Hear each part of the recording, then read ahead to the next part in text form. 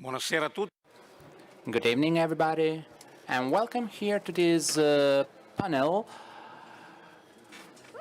which is part of the events for sustainability and innovation. Namely, this evening we will focus on investments and projects thanks to the Recovery Fund and Next Generation. This evening we will have three special guests that will share with us their points of view, of course different points of view, which are very important because we are talking about three protagonists playing a key role within the Next Generation program and the EU projects for the ecological transition process. So let me introduce our guests. Paolo Emilio Signorini, Chairman of Genoa Port Authority. So thanks for being here with us. Carlo Tamburi, Director of Enel Italy. Welcome here with us. Good evening. And Riccardo Toto, General Manager of Renexia. So as I said, we have here three protagonists in the context of this challenge in terms of transition. Of course, Enel is a very well-known company. It's an Italian multinational playing a key role on the at the global level for the energy production. And on the other side, we have Renexia playing a key role again in the energy field. It's a more recent company, mainly focused on renewable sources of energy, representing a group which was created to implement infrastructures and transportation system, and of course the port of Genoa, which is the biggest port in Italy in terms of size and of traffic as well, both for passengers and goods. Let me just quickly introduce this panel, just reminding this topic and what we are talking about. When we talk about Recovery Fund and Next Generation, we shall talk about some figures, first of all. So we're talking about the fact that the EU granted 750 billion euros between grants and loans, 390 billion with billion euros for grants and the remaining for loans. And if we talk about the resources in order to implement new tools and other interventions as well supported by the EU, for the period 2021-2027, we account for 1,850 billion euros. So we're talking about a huge amount of money, of course, which represents a huge opportunity, but a huge challenge as well. Let's keep in mind as well that in 2019, the EU launched the Green Deal program for the reduction of CO2 with an ambitious goal of reducing to zero the emissions within 2050. We are talking about a huge challenge. So within this context, our country, like all the other EU countries, developed the NRPP, sorry. So the Italian country is the first beneficiary of these resources. We're talking about 191 billion euros. So we're talking about a figure accounting for 9.5% of the GDP of our country. Then we shall consider another further 30 billion euros, which are further resources that are granted by the EU. So again, further 1.5% of the GDP. The NRPP project is based on 6 main pillars that I cannot explain into details now, but there are 2 key points, in my opinion, to keep in mind. The first point is that within this project, our government introduced also a series of reforms that have been discussed and debated for a long period in our country. So talking about renewing the justice system, the tax system. So we've been talking about these topics for a while, but so far we didn't get to a final answer yet. So that's the first very important challenge to face. And then, focusing on the topic of this panel, within this huge amount of resources, we have two main pillars that we would like to focus on. The first one, the ecological transition, which accounts for about 60, 70 billion euros, and also the digitalization and innovation field, namely the infrastructure, talking about 40, 50 billion euros. So we have a huge opportunity here and a huge challenge to face. So after this short introduction, I'd like to leave the floor to Carlo Tamburi and ask you the first question concerning the NRPP. What is your idea about this program launched by the Italian government? Good evening, and thanks for the invitation and for this opportunity. Our feedback has always been extremely positive for the concerning the program that was presented by the Italian government to the EU and which was approved. We really believe that in terms of organization, management, and methods of this plan, this is very well developed, also concerning other fields, so justice, tax system, and also in terms of contents. This is a very positive program because, of course, we had some constraints to respect from the EU, but in terms of ecological transition and digitalization, these are two pillars, two key points which are at the core of the recovery process for our country after the pandemic period. And these two pillars really target we can say, the weakest points of our country, and the same is also for other European countries. So our feedback is extremely positive.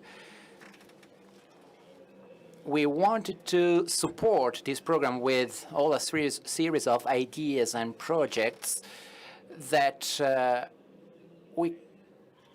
we believe are needed by our country. We really believe that this plan should be fair, a fair plan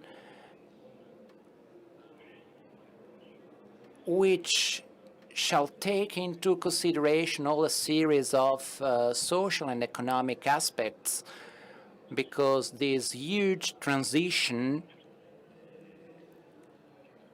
shall be very important and it's going to be very challenging.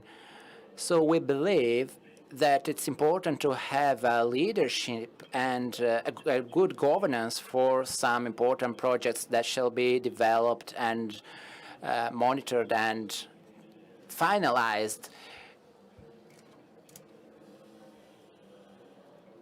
in order to achieve a very ambitious goal from several different points of view, in order to try to avoid any kind of problems and issue. Let me explain that more in detail. As you all know, our country often has to deal with several differences, like, for example, the gap between the north and the south of Italy, or the gap between urban areas and mountains, for example. So this is, in my opinion, one of the good points of this plan, and the need for the government and for all the stakeholders. So I'm talking about local bodies or social bodies or associations as well, that should play a key role in within this context. At the European level, we are talking about just transition fund. So we're talking about a fair and sustainable operation from an environmental point of view, for sure. And I'll talk about that more in detail later on, but also from an economic point of view and from the justice point of view, which is extremely important in my opinion. And I think it's very important to highlight this aspect. So I really believe there are all the good premises in order to be able to face this challenge,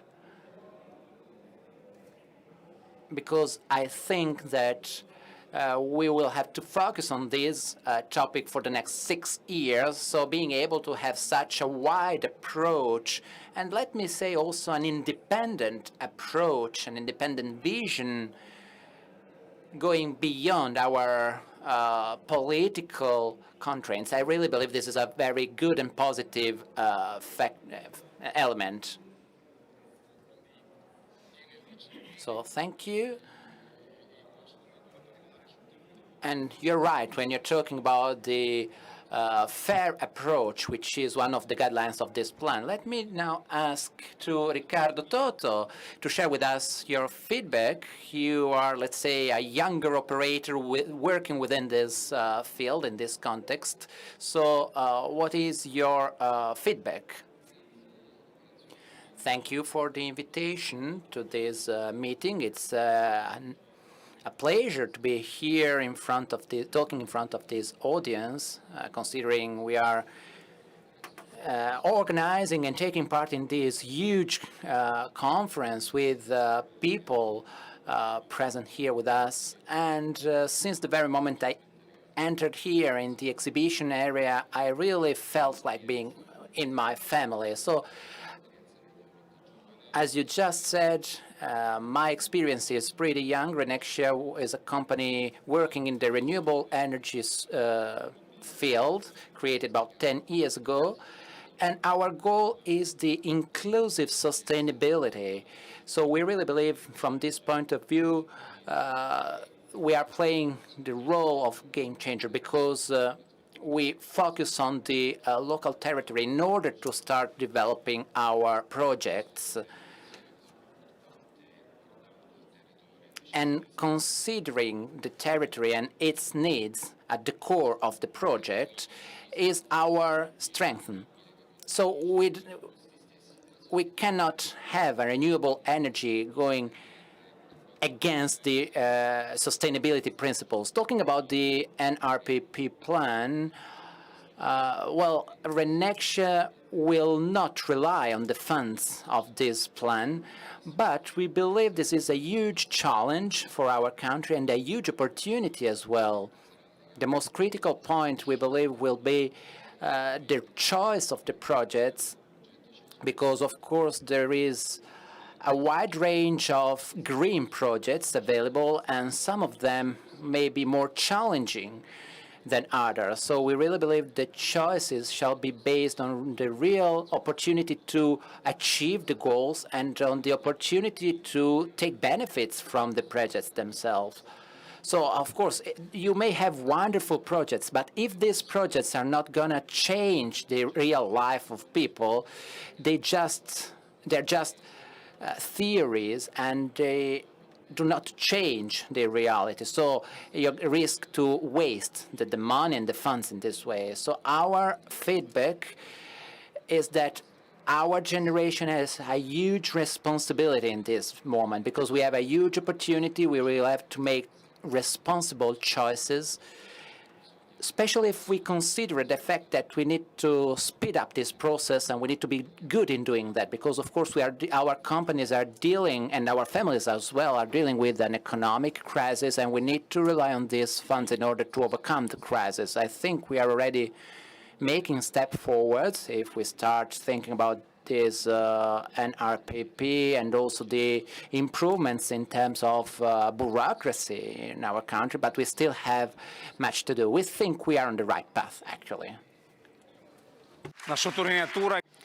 Thank you very much. The points you focused on are, in my opinion, particularly important because they helped us have an overview and the vision of a great multinational company that is particularly strong not only in our country but also worldwide. And then on the other hand, we've listened to the experience of a new business that started working in this field only a few years ago. So the very fact that businessmen like Riccardo Toto envisage this kind of opportunities is the first important signal we have. So Paolo, Signorini, the Genoa Port Authority, this is an infrastructure that sometimes suffers from some infrastructural constraint. There are issues related to the connectivity of this great infrastructure. However, we believe that this infrastructure has a great potential. So from the point of view of a business operator of the most important Italian port authority, how do you see this NRRP?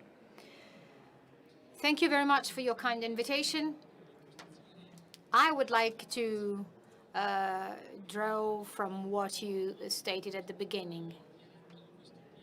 And I would like to talk a little bit about the structure of this plan that we derived from the European Union. We've experienced the biggest crisis and shock ever since the Second World War. This is still ongoing.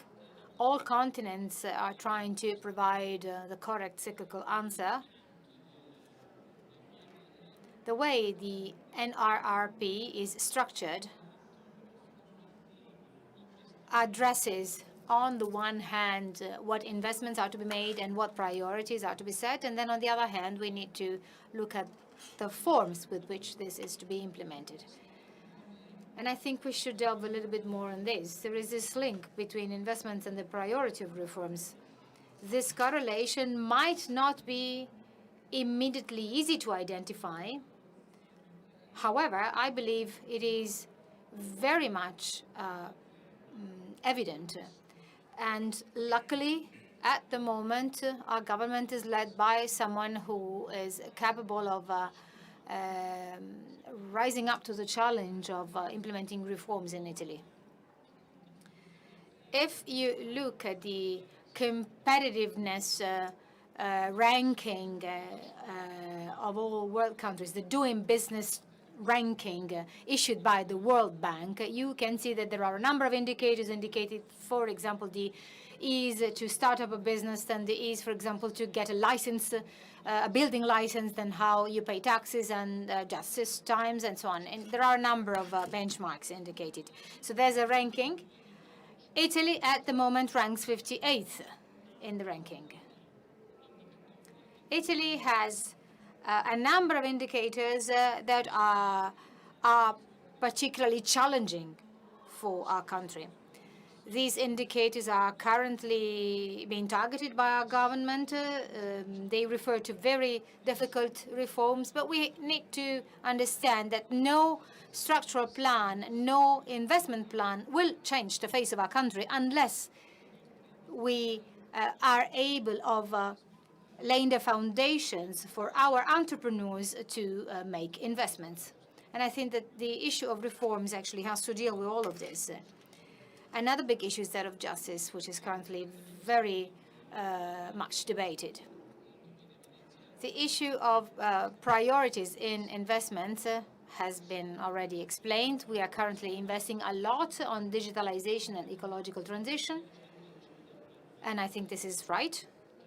In Genoa, we still face a lot of problems when it comes to physical infrastructures. However, we know that the future will be characterized by new technologies, sustainability, in order to sustain our lives in the best way possible. So where does the biggest challenge of the NRRP lie in this respect? We've been carrying out programs with the European Union for about 25 years. We're talking about the 7-year plans of the European structural funds. So there is a 7-year program where indicated what resources are available. We're told how we have to spend the money. However, the way in which the money is spent is the following. The funds are given to us, and then every year or halfway through the period, we are checked.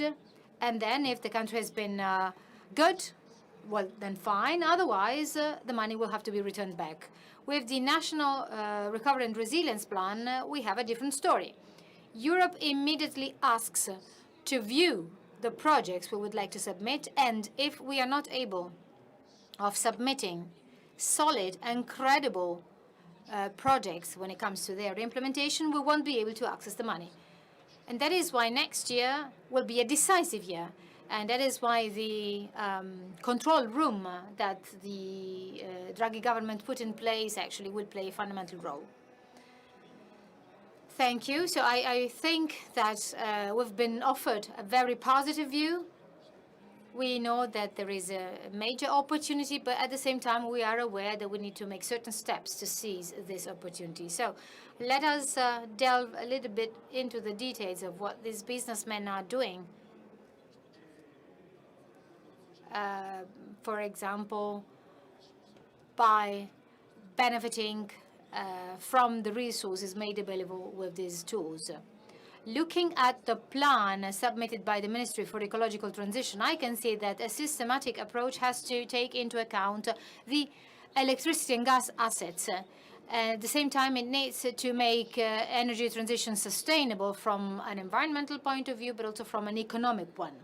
So the issue here is what development can we implement in terms of sources and energy forms of energy. So the issue here is to decide how we can implement this profound transformation of the energy. So in terms of efficiency, so in terms of consumption reduction, in terms of reduction of the emissions, and we also have to take into account that there is this need for fairness. Our country is characterized by energy poverty. 13% of the households find it difficult to have the resources to pay the energy necessary to warm up their homes and pay their energy bills. So, Mr. Tamburi, what are you doing in this respect? I know that you cannot, anyway, tell us everything in just 7 or 8 minutes, but please address the most important areas that you are addressing. I think we do not hear you. Can you hear me now? Yes, we can hear you.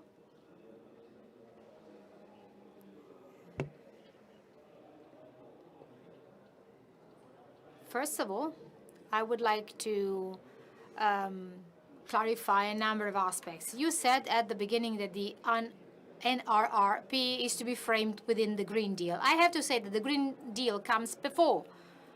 The objectives of CO2 reduction, which is the most important issue when it comes to energy measures, are set by the European Commission. So the Italian government has to update its integrated climate and energy plan in the light of these new objectives. Let me give you just a couple of figures. We're talking about 55% reduction of the emissions by 2030 compared to the 1990 values, and to have a net zero value in 2050. That means that doesn't mean zero emissions, but rather emissions that are not higher than the value that each country can absorb. For example, with other forms, for example, with deforestation or other systems that are not technologically viable, but which are currently being evaluated. For example, when it comes to underground measures. So from the energy viewpoint, and I'm being provocative here, so irrespective of the NRRP, our country has to reduce emissions. Enel is a leading company in this field. We have drafted our own plan, and we have committed ourselves to support the government in identifying the general guidelines for Italy, and Italy will play a role in this. We believe that there are three main guidelines. For decarbonization, the first part is that of reducing emissions when electricity is generated. So we are talking about a figure that will probably be clarified by my colleague. But anyway, we're talking about a strong increase in the production of energy from renewable sources. So up to 2030, based on our initial estimates, we're talking about 70% of electricity production. Electricity production in Italy coming from renewables is below 40%. So we're talking about 37% in 2019. In 2020, consumption and production went down by 8-9%. So this gave more room to renewables. In other words, we kind of simulated what can be in the future. So in 2020, in Italy, we were about 40%. At the moment, we have registered a 35-36%, and we target at 70%, which means a major effort for the building and the setting up of new energy production plants from renewable sources. These will have to be connected with battery and accumulation systems. And that is because, based on consumption profiles of renewable forms of energy, mean that we already need these plants in order not to waste the energy that we derive from solar sources or wind sources, for example. So the first issue is that of renewable forms of energy. Then, these renewable forms of energy have an aim. They have to reduce emission because their aim is to replace coal plants, coal power plants. Coal power plants are the ones that produce the largest amount of CO2 emissions. Enel has 5 coal power plants in Italy, out of the 6 that are still working in Italy, and we have committed ourselves to shut them down and disconnect them from the grid by 2025. This is something that could be done, that was possible, provided that the replacement of these plants with new gas power plants could take place. The old gas power plants actually are now coming towards the end of their life cycle. At the moment, we are nearly at the end of 2022, so basically, so there is this big issue of reducing emissions with the shutting down of coal power plants. Unfortunately, in this area, we are confronted with major problems because the authorizations for gas power plants that will replace the coal power plants have not yet been issued. The authorities are very late on this. So hopefully, we will manage to fulfill this deadline of 2025. So that's a first asset. Then there's a second issue that pertains the end of the energy production chain that refers to energy efficiency, energy saving, and electrification of consumption. In other words, everything that pertains the replacement of uses that lead to a large CO2 emissions, for example, the use of gasoline or combustion oil for mobility purposes as well as for heating purposes, as well as for industrial ones. In other words, everything that can be replaced with electricity will be pursued, especially if this electricity will be produced by renewable sources of energy. And this represents the second big pillar to attain the CO2 emission targets. And then there are other commercial issues to be considered. We have, for example, a division, the elite division, that deals with the, for example, sale of heat pumps. And there is another big issue of the issue of kind of pushing final consumers to, in a way, use energy in a better way, in a more virtuous way. This leads me to some considerations that refer to the central topic of the Rimini meeting of this year. The courage to say "I" is the title of the edition of this of the meeting. I think this is this goes very much against the issues we need to address. From an energy viewpoint, the big difference will be played by individual behaviors. In other words, each and any one of us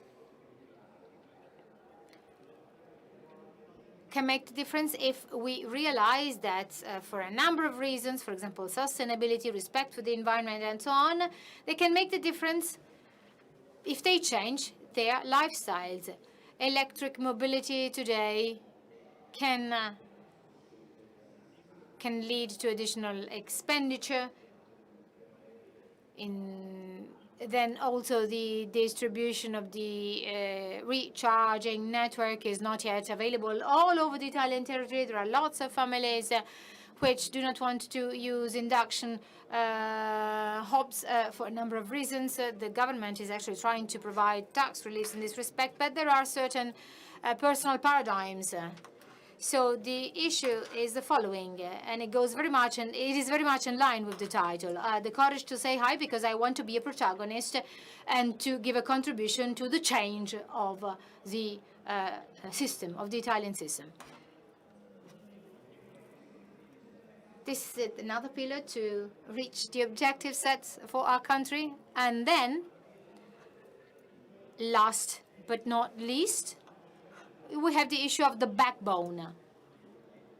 In other words, the digitalization of the distribution network.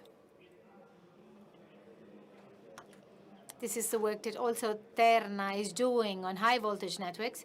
And that is because the vast majority of renewable forms of energy will have an impact on the average and low voltage grid, or 83%, 84% of that is distribution grid. And so the capacity, the hosting capacity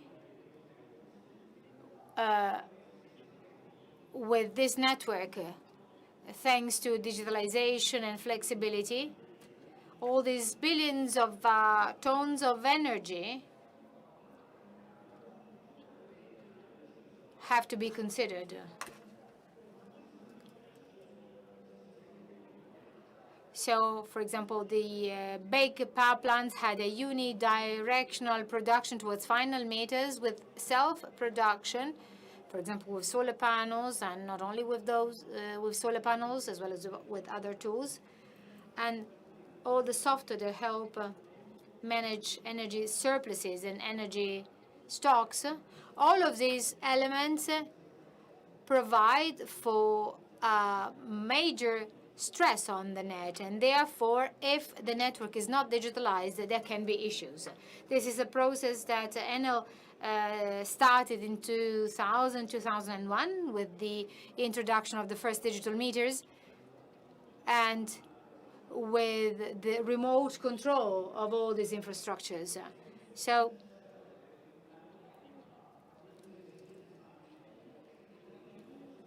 it is, of course, in our interest that the network is increasingly digitalized. For the next 3 years, we've increased investments in Italy by over 50%.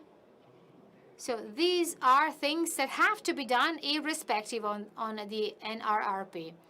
On top of all of these needs, we do have the NRRP, which is a potential accelerator of all these phenomena. In other words, we're bringing about additional resources compared to the resources that all operators have to accelerate this phenomena and to help the Italian energy production chain grow. For example, I'm referring to batteries or charging stations. So the NRRP can finance all of this. We've submitted proposals for about 26 billion euros. Apologies, I would like you to draw to a close because we are a bit late. Like I said, the NRRP can certainly be a major accelerator of all these phenomena, especially when it comes to the manufacturing supply chain, which is yet an additional opportunity of growth for our system. So we're talking about batteries, photovoltaic panels, and so on. And I'll stop here because I've realized I've talked too much. Thank you very much.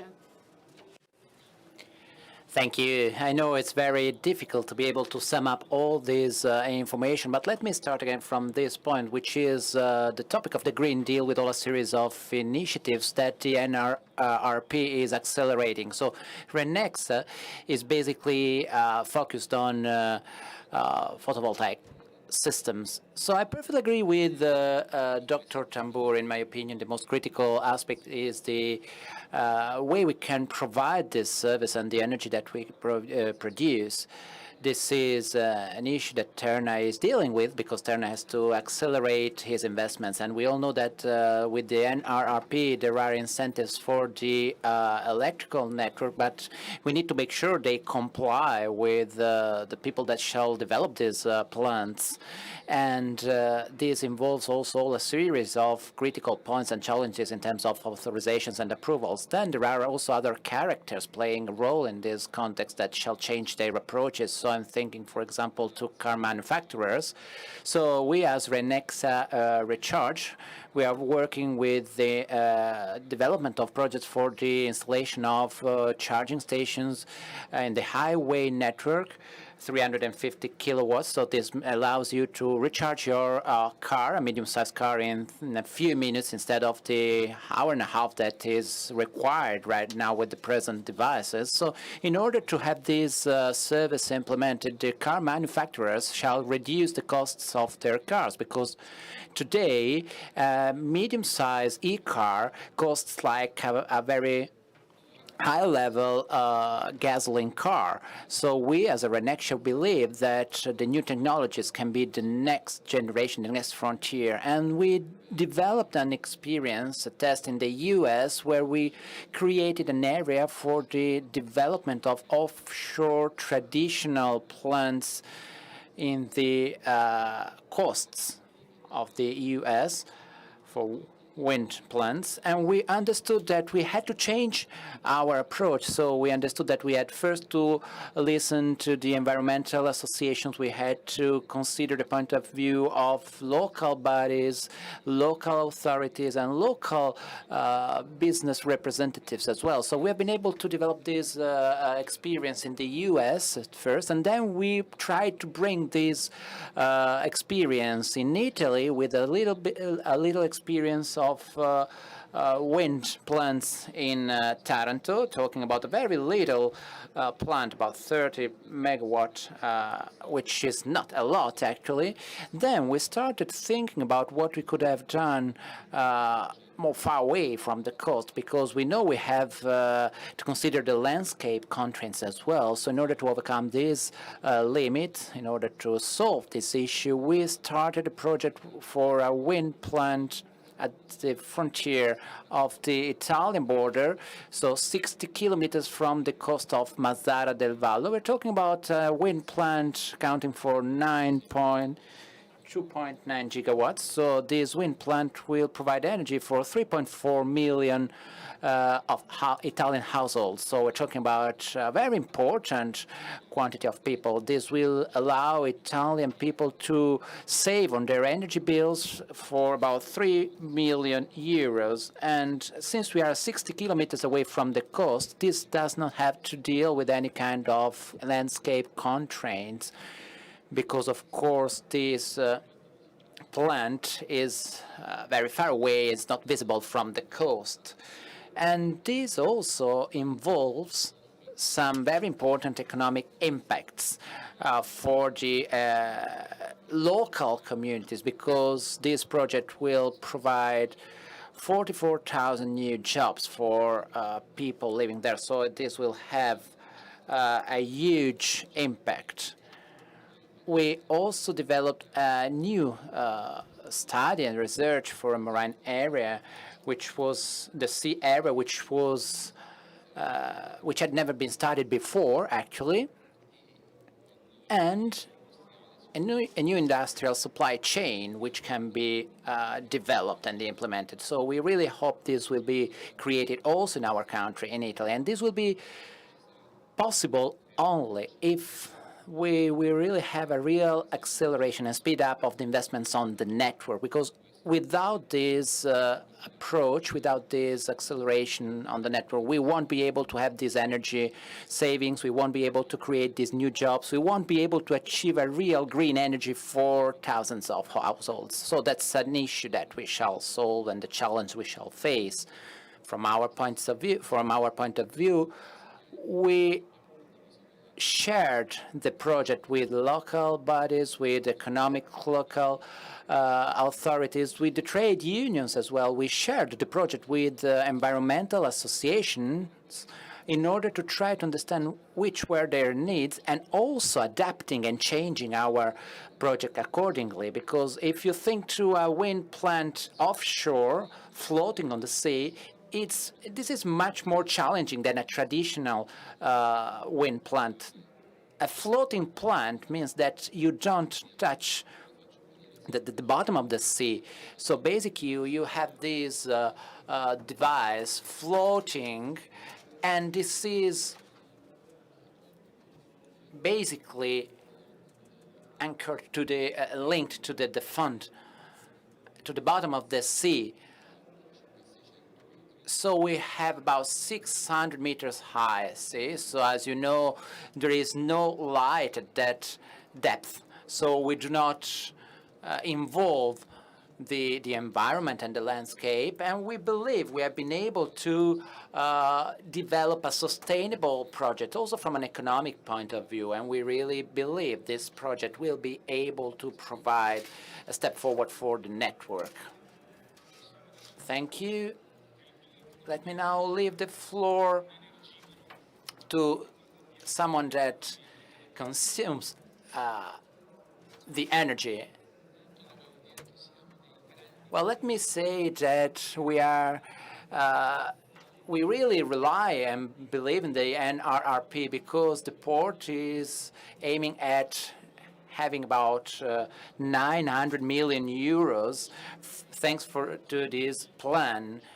And we are focusing on three different pillars. So on the one hand, the accessibility, the accessibility to the sea, to the earth. So basically talking about roads and railway networks. The port of Genoa has been considered from the EU documents as a core network port, suffering from accessibility problems and issues, meaning that we need to be able to deal with 400 meters long ships. And talking about huge size ships. When I talk about the road context, on the contrary, of course, we need to consider very high weights, a lot of tons, and all the aspects that allow the goods reaching the ports to be moved very, very quickly. So we are more and more dealing with huge ships that need to be loaded and unloaded very, very quickly, and the goods shall be moved very quickly. Of course, this is a very expensive process in terms of infrastructure. So that's why we created the Gronda infrastructure and other infrastructure. So for sure, the NRRP is fundamental to face this challenge. Then the second challenge concerns the ecological transition. Of course, there are a lot of activities involved in the port, so the movements on the ports, the handling processes. We have to deal with 6,500 heavy means of transport in our port, and then there are all the activities involved from an industrial point of view as well. So our goal is to achieve a zero-emission port. In other words, being able to support all these activities with electricity which is produced with renewable sources. According to some calculations that we carried out, we believe that this energy can be produced with the photovoltaic plants. Of course, we are considering also the wind option, despite having specific and particular conditions in our area. And of course, we rely on technological innovation, relying basically on new non-fossil fuels. But from this point of view, I'm sure my colleagues are more expert than me. The third pillar concerns digitalization. Every huge port all over the world has to deal with hundreds of thousands of transitions. So I named before the quantity of heavy means of transport that come every day that have to cope with the custom processes, and we have to deal with more than 8,000 ships per year. There are economic and financial transitions continuously going on, and all these activities are carried out in a physical way. Or somehow, sometimes, we can also say in a digital way, but we are not actually talking about a real digitalization. So meaning that we are not managing all these transitions, all these activities in a non-material way as it could have been possible today thanks to the new technologies. So from this point of view, ports are a testing context. So there is a public and private management of all these transitions, trying to avoid as far as possible the paper version, so the physical version of these documents. So also from this point of view, the NRRP will provide us huge opportunities. But of course, there are also some critical points and some challenges. Well, of course, we are slightly late compared with our schedule, but of course that's a very interesting topic. So now, considering the very little time we have available, please, just in a couple of minutes, can you share with us what are the two most critical points that you believe shall be faced and solved in the most appropriate way? Because of course we need to achieve our goals. So let me start with Signorini.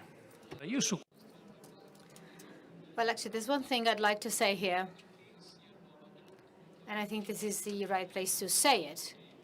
I think the key word, in my opinion, is subsidiarity.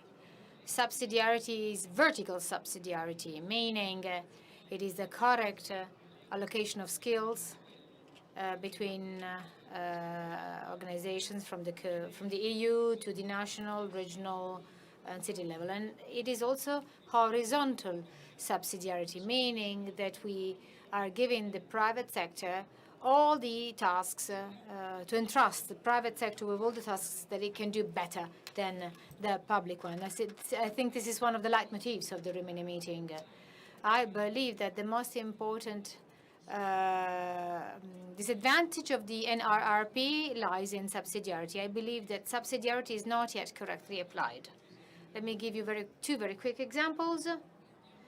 Let us, for example, talk about the cold ironing, so the electrification of the piers. So they can do this through fossil fuels or through renewable forces, or they can do this with the ships that basically burn the fossil fuel they have inside. To change this, the port authorities the world over have to make huge investments. For example, in the case of the port of Genoa, we're talking about 60, 70 billion euros for the electrification of the business sector and the passenger sector. Cruise ships consume a lot of energy. In order for the system to work, the public has to invest lots of dozens of millions of euros. Then actually energy has to be applied the correct tariffs, so that the ship owner has to be induced to, in a way, dock his ship in the port. And at the same time, above all, there must be some kind of an obligation for ship owners, if the norms are correct, to dock their ships in the port. For example, if they are obliged to dock in Genoa and not in Marseille, they will probably prefer to go to Marseille. In other words, we often exchange views as port authority presidents. From this viewpoint, I think that it is this is a set of norms and incentives that should derive from Brussels. It should derive from Europe, and in my opinion, this is currently missing. Let me give you an opposite example. Today, if we have to decide whether we should, for example, use a pier for containers or, for example, solid or liquid bulk goods, well, then we need to ask for the adjustment of our regulation. And this requires, for example, about 1 year, 1 year and a half, over 2 years in certain cases. I don't think this is the correct application of the subsidiarity principle. I think this is something that can be done locally. I think this is something that we should address in order for the plan to be better effective. Mr. Toto? I think that what we need is less red tape, finalize the reform of the public administration as proposed by the government, and to make investments in the network. It's easier said than done, but we believe that these are the 3 things that need to be done.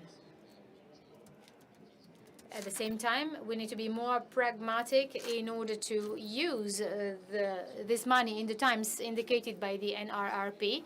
And what we need is also to continue doing sustainable investments and with inclusive sustainability.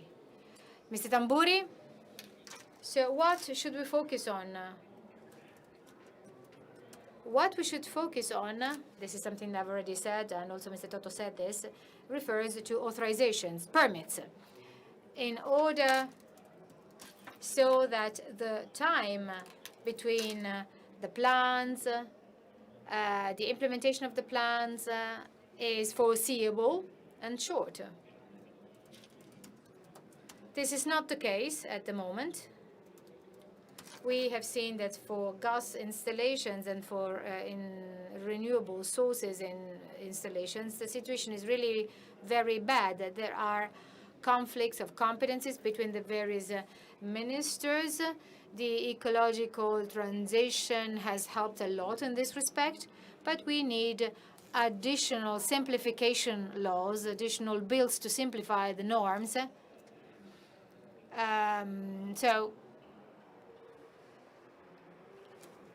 So it is already clear that the bureaucratic and authorization constraints represent a big problem. There's one second problem I'd like to focus on. It is more a risk than a problem today. So the vast majority of these investments, compared to the past, has to be done. So the whole country has to mobilize. So this means more companies, more feasibility at work, and a different immigration policy. So Enel has to fulfill its tasks. The same applies to Terna, then Ferrovie Italiane. In other words, will all the resources be there also in terms of manufacturing capacity? We've seen that over the last few years, the raw material prices have skyrocketed. And I think this is yet an additional unforeseeable difficulty. So we sometimes find it difficult to do things due to new unexplored issues, like, for example, who's going to do the job and how will the job be done. I think all of this represents a risk, and we all have to be very cautious. And we have to make sure that these risks are prevented and mitigated so that things are actually done. Actually, no conclusions are expected. However, I would like to briefly draw to a close by telling you what message I've learned from this meeting. And I'd like to draw back to the title of the meeting that has often been recalled.